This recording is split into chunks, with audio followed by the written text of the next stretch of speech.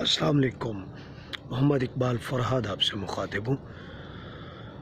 बाबा उर्दू मौलवी अब्दुल हक बहुत ज़्यादा इज़्ज़त और एहतराम है हमारे दिल में। अल्लाह उनको करवट करवट सुकून रहमतें अता फरमाए। बुज़ुर्गों से वैसे तो बहुत सारे गिले हैं, लेकिन ये गिला थोड़ा बड़ा है। अब जो दुनिया से जा चुके हैं उनके लिए हम सिर्फ दुआए मग़फ़िरत कर सकते हैं। सवाल जो मेरा है इसका जवाब अब मौलवी अब्दुल हक उठ के तो आके नहीं देंगे। मैं तो उनका इल्म से फ़ायदा उठाने वालों में से हूँ। सवाल है तो उनके मानने वाले, उनके इस नज़रिए के जो हक में लोग हैं, मेरा उनसे सवाल है कि वो मेरी इस्लाह करें। सेकुलर का मतलब बाबा उर्दू मौलवी अब्दुल हक ने लातीनियत लिखा है। क्या ये ठीक है? ये किसी तरह से दुरुस्त है? क्या सेकुलर का मतलब लातीनियत होता है? कम से कम ऑक्सफोर्ड डिक्शनरी में तो ऐसा नहीं है। तो फिर क्यों ऐसा किया गया?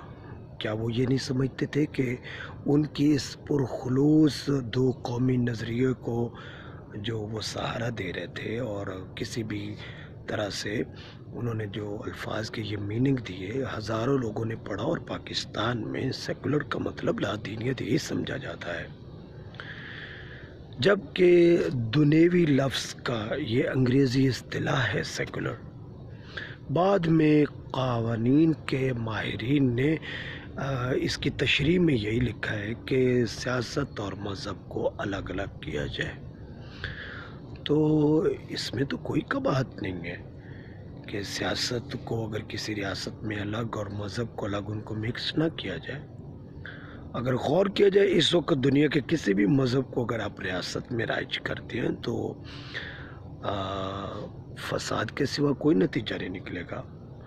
नौज़ुबिल्लाह, मैं ये नहीं कह रहा कि मज़हब की वजह से फसाद होगा। असल बात यह है कि मज़हब की, किसी भी मज़हब को ले लें, उसकी एक से ज़्यादा तशरीहात हो चुकी हैं।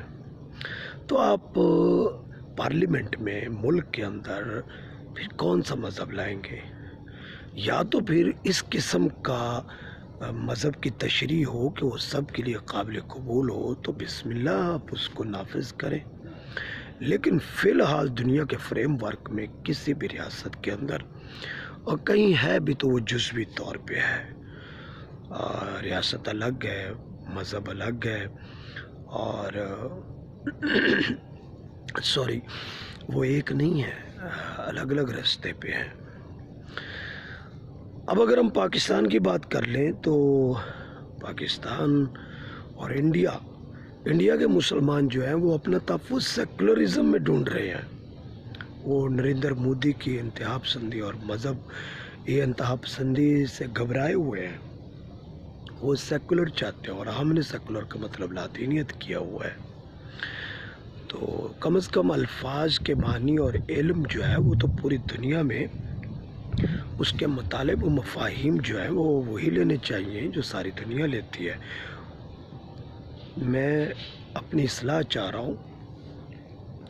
तो ये था मेरा सवाल। मौलवी अब्दुल हक साहब पढ़ने और मानने वाले लोग हैं। मेरी यह ख़्वाहिश है कि मैं तो इस हक़ में हूँ कि जब तक दुनिया के मज़ाहिब की कोई ऐसी तशरीह जिस पे सब लोग मुत्तफ़िक़ ना हो जाए, उसको स्टेट के अंदर लागू करना फ़साद का बाइस हो सकता है।